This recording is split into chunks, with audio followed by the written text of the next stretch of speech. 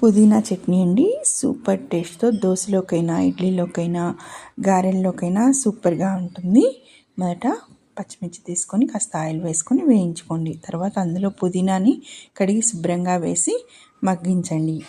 తర్వాత ఇవన్నీ ఒక మిక్సీ జార్లోకి తీసుకొని కొంచెం పుట్నాలు, ఒక చిన్న కప్పు పచ్చి కొబ్బరి, జీలకర్ర, 4-5 వెల్లుల్లి రెబ్బలు, కొద్దిగా చింతపండు, రుచికి సరిపడా ఉప్పు వేసి శుభ్రంగా దీన్ని మిక్సీ వేసుకోండి.